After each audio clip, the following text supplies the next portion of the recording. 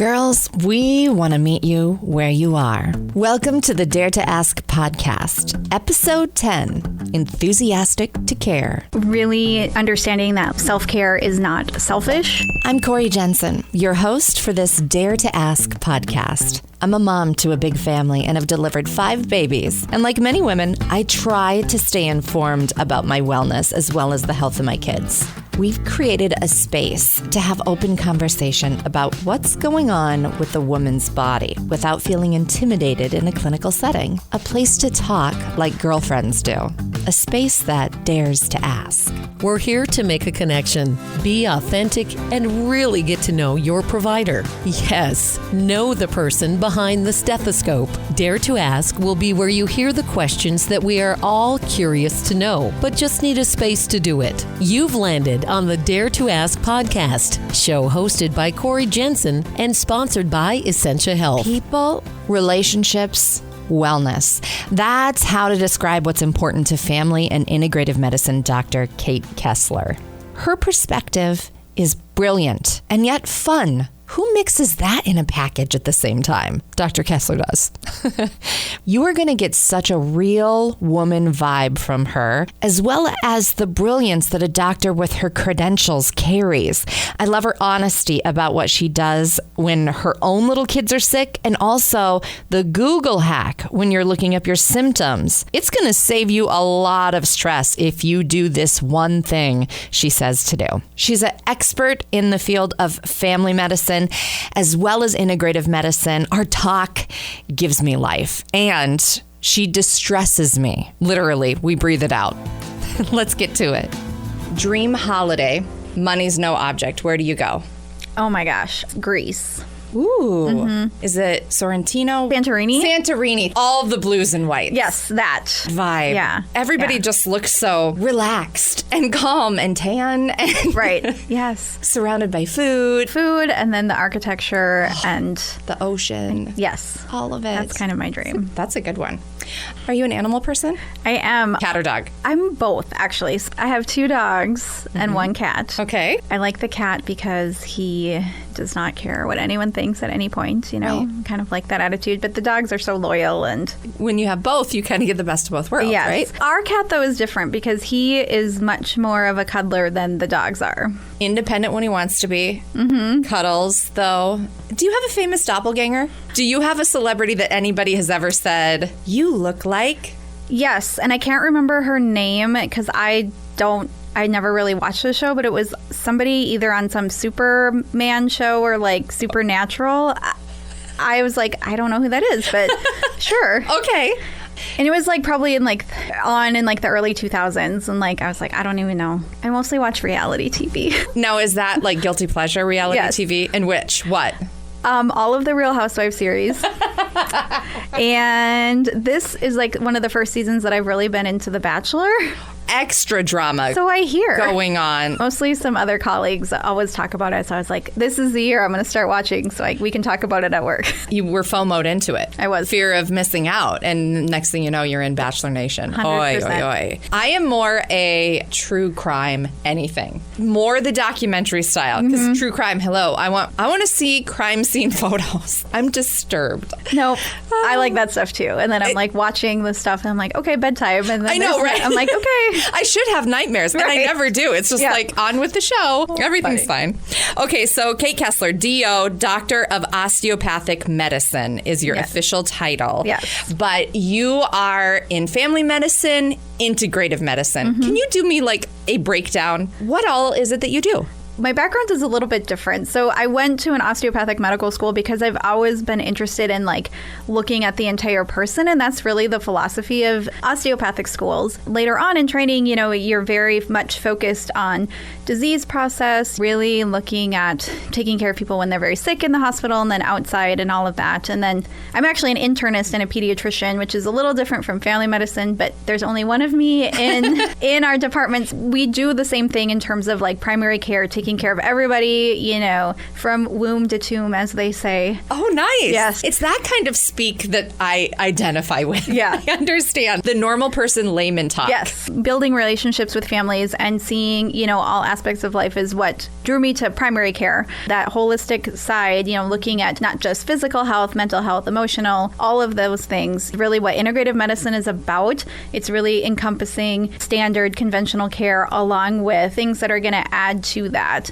I'm still going to, if you need an antibiotic, I'm going to give it to you. But I'm also going to say, here, let's try some of these other things that are going to help as well. Do you think you feel like you attract more patients that are looking integrative as opposed to just, I just need a primary care doctor? It's a little of both. I mean, I think the longer I've been here and I've been trying to grow that side of my practice, I get a lot of patients that are looking for that. But sometimes I just get people that just need a doctor, and that's fine too. Yeah. So. And it's such a great team approach over at Essentia. So let's talk a little bit more about you. You've chosen integrative. Back me up further. Little Kate's dream when she was a girl. Did she know she wanted to be a doctor? Absolutely not. I have always enjoyed science. Like, I remember being little, having books that teach about weather and how the earth was formed. Like, that was my interest when I was younger, but I never realized that I wanted to do medicine, quite honestly, until college. I was a biology major. I went to Concordia, and so that is a very pro-health school. Yeah. So a lot of my classmates, were some sort of pre-health field, and I wasn't sure what I wanted to do. I thought about physical therapy. I thought about athletic training. I actually graduated with biology and a chemistry minor, and I worked as a chemist for a year. Wow. And then decided this is not for me, and then decided to go to medical school after that.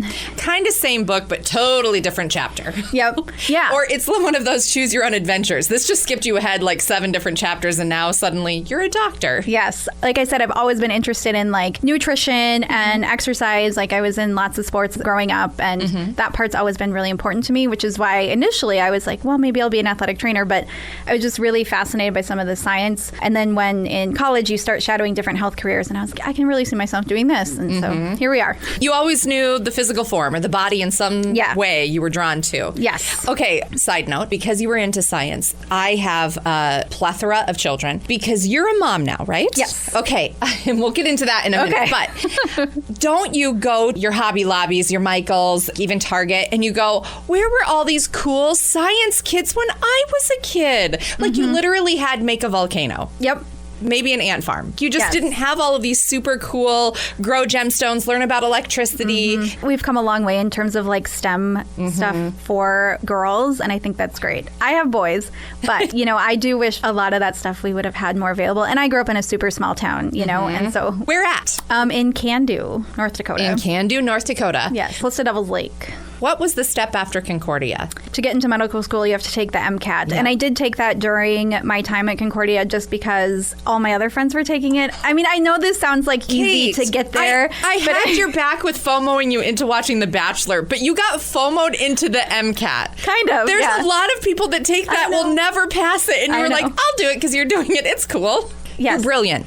This is way bigger than a humble brag. No. It was always in the back of my mind. And I guess it was kind of FOMO because I was like, well, what else am I going to have the time to study for it? It's good for 3 years. I'm not sure what I want to do. I might as well. So you took the MCAT. You passed. After graduation, we had to do some shadowing stuff, and it was on my radar. I think one of the biggest turning points was actually between my junior and senior year of college. I actually spent a month in Africa with like our biology group, and a lot of the people on that group with me were pre-med. So we visited some hospitals and things and just seeing that there. So that kind of was one of the turning points. And then I started shadowing my senior year. And then after I graduated, I hadn't applied yet. I worked. And then during that time, applied and got in. So fine-tuning down to your specialty. So the first 2 years of medical school are basically didactics. It's all in the classroom for the most part. The third year of medical school is where we do lots of our rotations, and there's lots of required ones. You have to do family medicine, you have to do surgery, you have to do OB. And there was aspects of those rotations I liked something pretty much in every single one. I wanted to work with kids in some way. I wasn't sure if I wanted to do only pediatrics.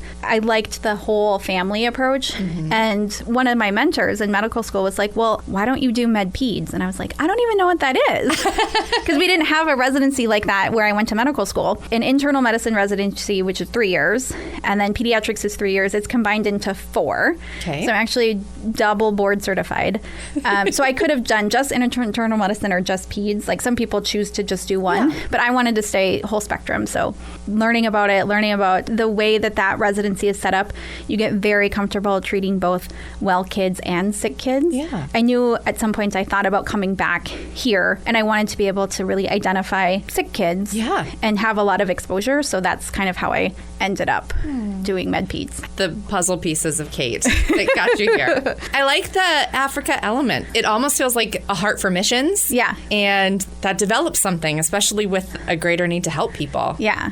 Who got the final rose in your life? My husband, Garrett. Tell me a little bit about Garrett and how you guys met. I did my training in Ohio, and we met during my residency. Okay. So he is non-medical. He's in IT. What year was that? That was my intern year, actually, a long time ago. 2009? 2009. Okay, you're past the point of speed dating. Yeah. Before Tinder. How'd you guys meet? We actually did meet online. You did? Yeah. Okay, this was like early dating online stuff. So that must have meant you had to put in like 2 to 3 hours of a profile of some kind. And after we met, 2 of his best friends met their wives online. I know it doesn't always happen like that. But, You got married, and that was what year? 2012, the last year of my residency. So we wanted to like have some time where I wasn't working 80 hours a week to spend together. So we waited a few years. Yeah. So we have 2 kids. You have 2 kids, and you said earlier both boys. They're both boys. What's it like being a boy mom? What do you love about it? Never a dull moment. So you have your youngest is almost 3, and your oldest is how old? He's 5, so he'll be 6 in July as well. Their birthdays are like a week apart. So my husband's birthday is in October, and both my kids are born in July. So okay, happy birthday. Exactly. I love the little nuances of relationships like that because it's so real. I mean, everybody has a story like that. Yeah.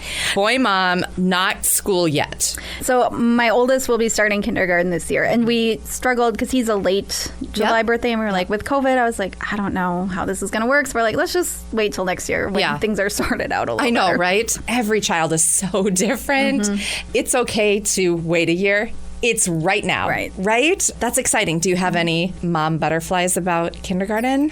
A little bit, but I think it will be really good for him. And I know, we have friends that are in the same school district and they happen to go to the same school. And we know it's going to be a good fit. And he's been going to daycare / preschool since, he was born. So he's very used to that already, which I think helps a lot. For sure. That social element can be super helpful. Yeah. For sure. Well, that's exciting times, Mom. My one piece of advice since I've been there 4 times. Just bring sunglasses. It's cool. Yeah. I mean, I've always just been like, hey, I'm just a cool mom. I was wearing these sunglasses inside. It had nothing to do with the fact that I'm bawling before I reached the front door again. Yeah.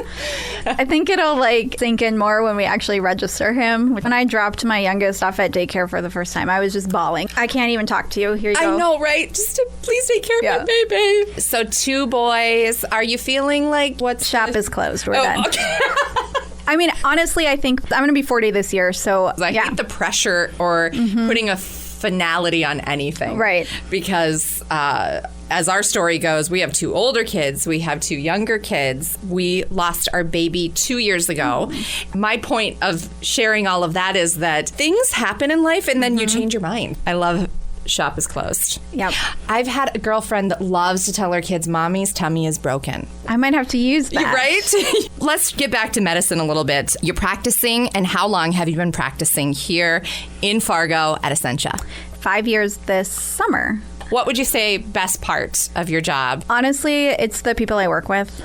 We have such a just cohesive group, not only within our department, but Essentia-wide. It's very easy to reach out and talk to another specialist with mutual patient. It's just really nice to have that. Literally one bad apple can spoil the bunch. And when you have a group of people that you just love to work with and everybody gets along, you have the right team on your side and you can just power through. when women come to you, do you have any of those like really great wellness nuggets that you like to pass along, whether it be your patient or your best friend? Or I think one of the biggest things that I see, because I do see a lot of moms, I would say the majority of my practice is female. I think that just happens when you are a female physician. Yeah.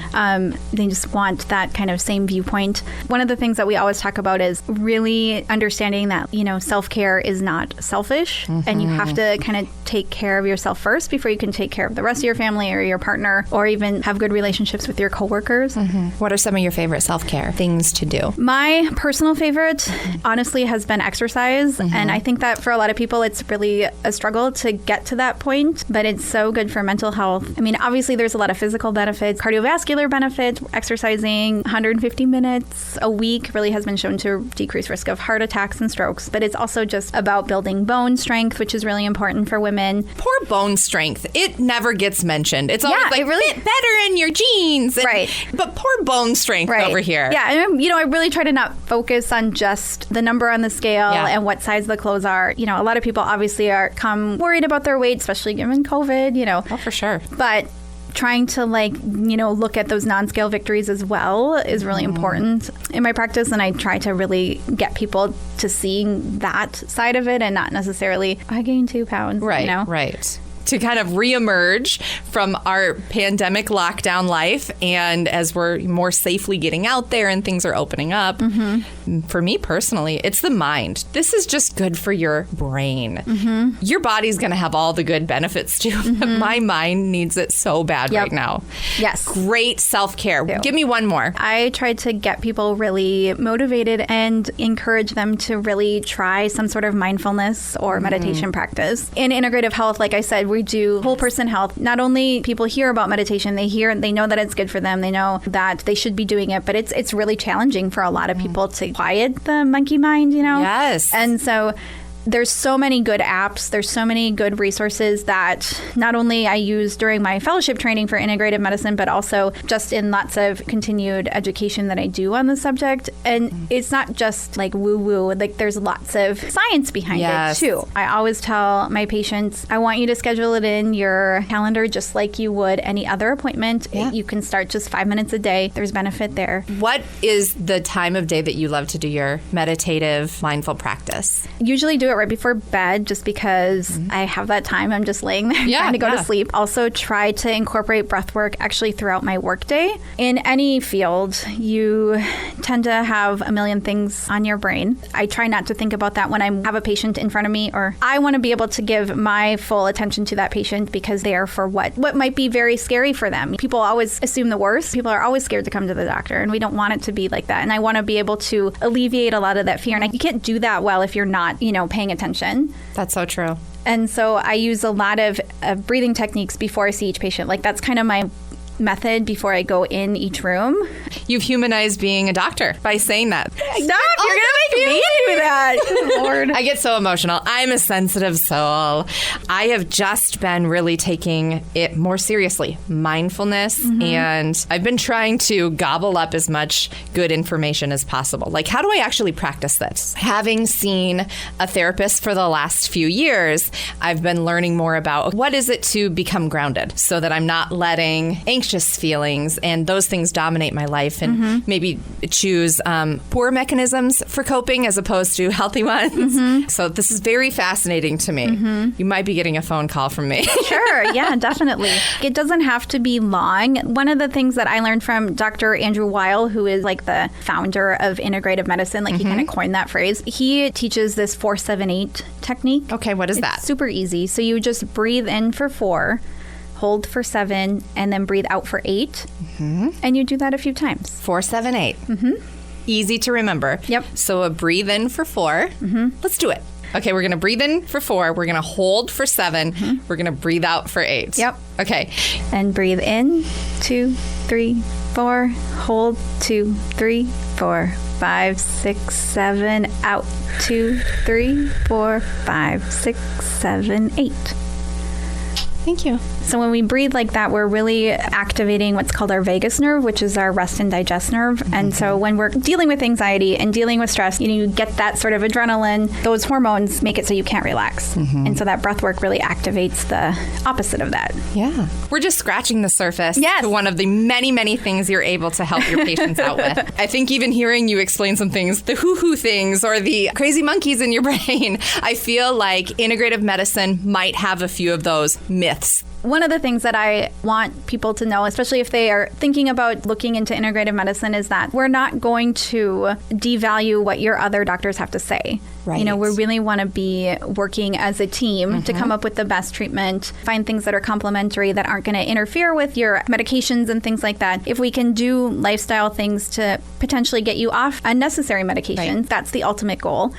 But it's not alternative, it's not in place of, it's with. Sometimes people don't really understand what that means. I've had patients come in where they were not so happy with my recommendation to, you need to continue your blood pressure medicine, but here are some ways that we can try to work on lowering the dose or decreasing it through lifestyle. I'm sure you have somebody hopeful coming in going, just because I'm going to see you and you're in integrative medicine, it means I get to take off all of my blood pressure meds or bye-bye diabetes meds, and I haven't done any of the work to actually get there yet to either lower it or an eventual long-term plan of getting off of these things. You're able to lay out the plan or help them come up with the plan together. Yeah. There's still no magic fix for any of our chronic diseases. It takes a lot of work from the patient and investment in your health and realizing that you're worth taking the time to do something about it. And I'm just here to kind of be your coach or cheerleader to help you get through that. You have such a warm presence. I mean, it is inviting in the best way. And with all of this super huge brain who also loves The Bachelor. I'm girl crushing Kate Kessler. I'm girl crushing. I always like to throw out people turning to the internet to try to solve their health issues. What's your feelings on that? Does it disrupt your practice every day? Sometimes. What I tell people, there are good sites to look at, and there are some that the person spouting their advice doesn't really have any credentials, and that's where it can be unsafe, especially in the realm of more natural treatments. You can take a weekend course and be a health coach and start spouting advice. I worry about the harm that could come to a patient if they're doing that. However, sometimes people, when they're doing their research, they come up with things that maybe we haven't thought of. And so I do welcome people looking into their own health and coming in with ideas, just knowing that, depending on where it's coming from, we kind of have to take it with a grain of salt. Very true. What I tell people, because I tend to see quite a few people who do a lot of Googling. Oh, yeah. And most of the time, they're really worried about something really serious, which I understand. So what I tell people to do is if you type the word benign before whatever you are going to Google, it comes up with the less scary things first. So you don't automatically assume you're dying of something. Right, because that's usually what it leads to. That's a really good tidbit. I know. I'm going to start practicing that because, I don't ever turn to Google to put in any of my symptoms. Me either, never. For my kids, even though, because all the knowledge goes out the window on your own I'm kids. so glad you got real with me there. And yeah, and then I'm group texting my friends from residency. My kid's not dying right. Let me just tell you. So I have a nice, backup plan besides Google. I have heard it said a curious patient is a healthy patient, so hence why we kind of get into the whole Dr. Google thing. But I would then want to say, is there something you wish that your patients would be more proactive with you and just ask you about? Honestly, I wish that they would sometimes just tell me what you're worried about, because I'm not a mind reader. Right. So instead of dancing around, just tell me, do you think I have liver cancer? No, I don't, and here's why. Oh, this is what you're worried about. Okay, let me kind of delve into that a little bit further. Dancing around, I'm like, I can't really get to what you want me to answer. It's reading the room. If you have a patient that comes in and is literally giving you one-word answers to all of your questions, that means it feels like the appointment's going quick. But if somebody drops, say, do you think I'm dying of liver cancer? Well, okay, that's a totally different question. We got to unpack this bag a little bit. Right. So I get why, some little bit of belly pain might make you nervous. Yeah. But here's why I don't think it's. Or maybe, we do have to worry about that. And then we do the appropriate workup. Yeah. Dr. Kessler, thank you so much for joining me today. Is there any parting words that you would love to leave our podcast listeners with? Honestly, just be mindful and present in your daily life. Mindful and present in your daily life. the self-care Yes. piece of advice from Dr. Kessler. Thank you so much for joining me. Yes, thank you. The fact that I did some calming coping in the middle of that interview means a lot to me. Dr. Kessler means a lot to me because that vulnerability and real side that you want so badly to know from a professional, I appreciate it so much, and I get it from her. I get it from so many when I go to Essentia Health. Looking ahead, we have got to get into what can oftentimes be an incredibly stressful area of oncology, and Dr. Beekler is my special guest. We'll see you on the next Dare to Ask podcast. The information contained in this podcast is not intended to be a substitute for personalized professional medical advice, diagnosis, or treatment. The information is general in nature. If you have questions or concerns, please contact your provider. You coming to bed, hon? Yep, honey, I'll be right there. Just gotta turn out the light. Ow! Ow! Ow! Ah! Ah! Some things never change. Like your kids always leaving tiny toys on the floor for you to step on. And Geico saving folks lots of money on their car insurance. Sweetie, I think I left the downstairs light on. Please don't make me go. 15 minutes could save you 15% or more. Give you 15% or more. Give you